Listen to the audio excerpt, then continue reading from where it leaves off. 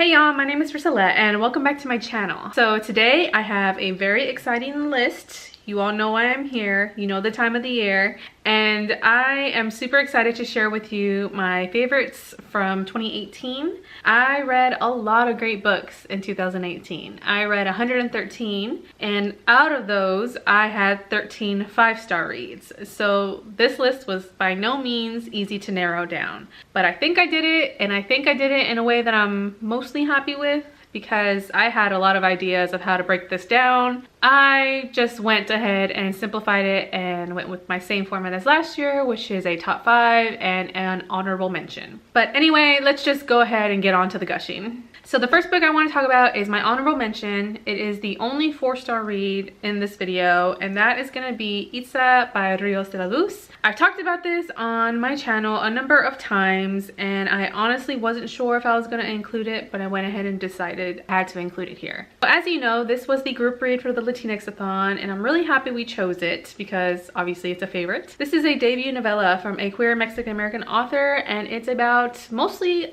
a young girl who happens to come from a family of water witches in a border town in Texas. And much of the story is a coming of age and having to do with grappling with the main character's sexual assault. There really isn't much plot to this story, and I think that might be why a lot of people may not like it, but also the writing in this is very unique. So the writing felt very surreal to me. It felt very hazy and dreamlike and almost magical realist. Sometimes I felt I was unprepared for this writing because I wasn't sure if things were actually happening or not. And maybe that's why it's not quite a 5-star read for me yet. But I just couldn't deny the intensity and the vivid storytelling in this. This book is just so profound, it's so emotional, and I had a very visceral reaction to it. In many sections I found myself going back and rereading the sections I had just read because they hit so hard. So I felt like it was appropriate as an honorable mention because I feel like I want to reread this many times, and I feel that this book may actually grow with me as I grow as a reader. So now let's get on to my top 5. I'm going to be talking about these in no particular order because I didn't want to do that to myself and actually rank them. The first book that I had to talk about is actually a graphic novel, and it's called Misandra by Isaman Omar Atta. So this is a standalone I read the earliest in the year of all these mentioned, and it just completely blew me away. So this is Own Voices Arab American representation as well as epilepsy representation. And this debut is so powerful, and it was one of the first things I read this year that was like, wow, this is why I need to be reading more Own Voices work. Because I just don't think this story could have been told appropriately from any other voice. So this is a story where we follow a young boy named Isaac who is a college student, and he's not only dealing with college things, with roommates, with schoolwork, he's also dealing with a lot of the day-to-day anxieties and pressures that he gets from his epileptic seizures and attacks. So his friends, his doctors, his parents just don't understand the triggering anxieties that he has and the need that he has to have for medication. There's a lot of topics discussed about mental health and chronic pain and the stigma that comes with these ailments. The art particularly is jarring, and the art is what really pushed it over to a 5-star read territory for me. Having read this back in February, I can still remember specific panels and the specific art style that was used to juxtapose his day-to-day life, which is very pastel-y, yellow, pink, purples, but also his very darker inner demons that manifest as paralyzing seizures, which are usually in this dark palette of blacks and blues and reds, and there's a lot of like sigmas of knives and just beads and chains around him anytime he feels a seizure coming on, and when they have pressed so hard that he can't do anything else. And Misandra, the title I should also mention, is also a play on words that is very clever, because in Arabic, Misandra means I cannot, but it also can mean seizure without the H, which is why the H is in parentheses on the title. So I just really was blown away by this art style and how it was used to tell this story that I feel like couldn't be told another way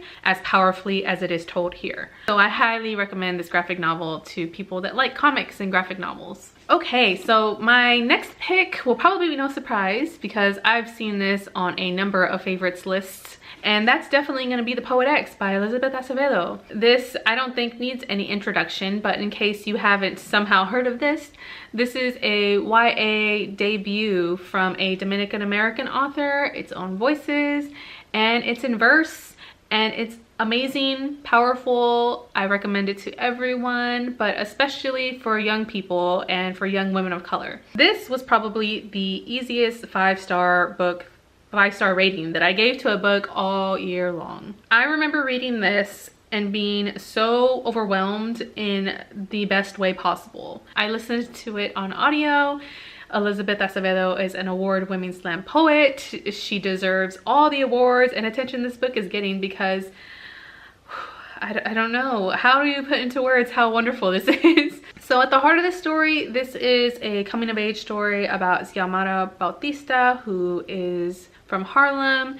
She's 15 years old. She has to deal with becoming a woman and being too tall and too curvy, and men and boys taking notice of that and harassing her, and having to deal with her parents who are extremely conservative Catholics. So she's going through the Catholic confirmation process, which is awful and very traumatizing, and she starts to question the fear tactics that the Catholic Church uses to police female bodies, and she uses her fists very often to protect her twin brother. So there's a lot in this story to really connect to and to really engage in, and I think that that's why so many people love it. I've seen people young and old like it. I've seen people that don't even read much poetry and enjoy this.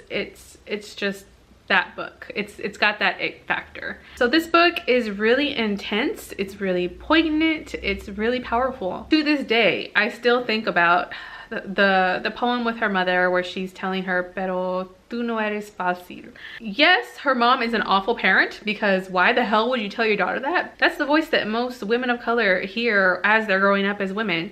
The blame is always placed on them for not being easy, for being too much, but at the same time not being enough. So I cannot recommend this enough. Go read The Poet X. Also, shout out to the Blackathon for choosing this as the group book because it gives me an excuse to reread it. So next up, I have the only nonfiction that made it to my list of favorites, and that's definitely gonna be Not That Bad by Roxane Gay. How do I put into words how I feel about this book? So Roxane Gay definitely did it again for me. This is why she's one of my favorite authors, and I'm definitely gonna be reading everything that she writes and is a part of, because the collection of essays, the anthology that she created, this book, if all words fail me when I try to think about how to describe how much this means to me and how important this is for other people to read. Most of the essays in here are actually from survivors of rape and assault and violence, but there are also accounts from journalists that talk about the assault on women that are immigrating to the United States.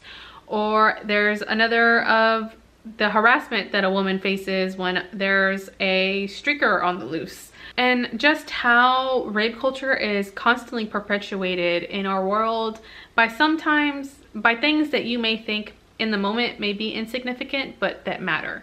I think the main message and goal of this collection is to address the fact that we often ask the question, when are women going to be assaulted and touched by rape culture, rather than if this is going to happen to them. It's hard. It's not an easy read if you can't tell.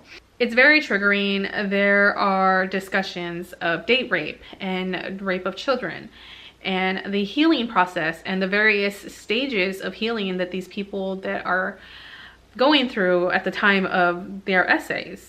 I was especially impressed by the various voices that Gay decided to include in this collection. We hear from women of color, from queer women, from trans women, from men, people young and old at all stages of life. Some of these stories are empowering, but oftentimes I found that they were very heartbreaking. But at the same time, I thought they all had something very important to say. I felt myself pausing many times while reading this. I actually picked this up when it came out in May, and it took me months to finish because it's very, very hard to read through. And I ended up checking out the audiobook from my library, which was a fantastic decision because each of these essays is narrated by the author, by the writer. And I think that way it demanded my full attention, and I was able to listen to it in chunks. So I think anthologies are really difficult to get right. I have had mediocre success the past year reading some anthologies that felt unbalanced,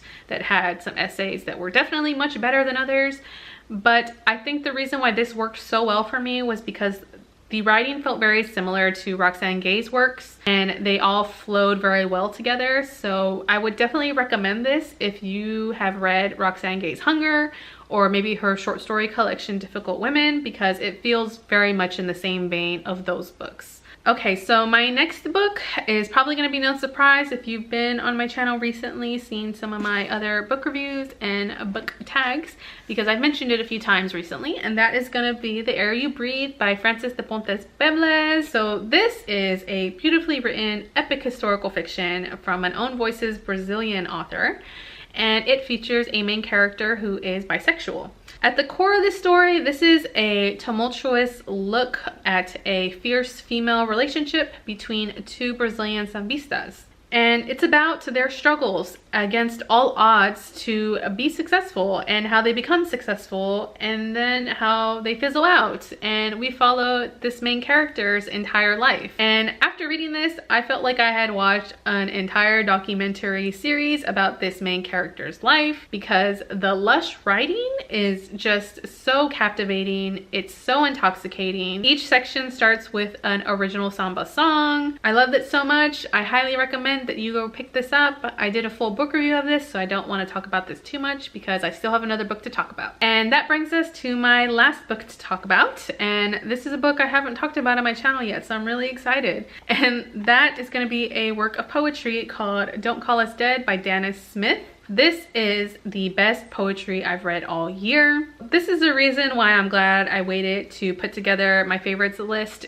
till January, because I picked this up in December. So this collection was a finalist for the National Book Award back in 2017. It was hyped up around that time, and I had been putting it off for the longest time because I didn't feel like I was ready for it. Smith is a queer Black poet, and he writes poems and works all about the Black experience, all about the gay Black experience. And his poems are evocative, and they're brutal, and they're also hopeful. The first epic poem is a sequence of stories about an envisioned afterlife for Black boys that have been victims of police brutality. And I knew from the first page, because I was debating whether I really wanted my heart broken in December, but I knew after reading the first page that this was a must read. I had to read it. There's poems that confront racism and homophobia and America's obsession with guns, and addressing directly white America. And it's all done so passionately and deliberately with so many great insights. Dinosaurs in the Hood is a poem that is probably most memorable because that title, first of all, is amazing. But also I've seen Danez perform it on YouTube. I've seen that video at least 5 times, and I'll link it down below so you can experience it too. It's just really great. It's about Jurassic Park in the hood with grandmas with shotguns that protect their porches, and with the Black boy not being killed. If you have not read that, if you have not watched that video, you are definitely missing out on something special. So I'm definitely going to direct you to that. After reading this work, I actually read it mostly during the workday, during my lunch breaks. It accompanied me and followed me everywhere, in my heart, in my mind. These poems are grim. They're not always gonna leave you feeling fuzzy and warm on the inside, but they do also have a sense of hope. There is that sense and reach for redemption, even with all the odds stacked against you. I found this author to be fierce and intelligent, and I'm gonna be looking out for everything else that Smith is able to put out. Those were my favorites of 2018. In the comments below, please let me know if you've read any of these books. These were definitely ones I'm gonna think about and probably reread at some point. And I'm hoping that my 2019 reading year will be just as great and memorable. So that's all I have for you today. Thank you so much for watching, and I hope to catch you in the next video. Bye!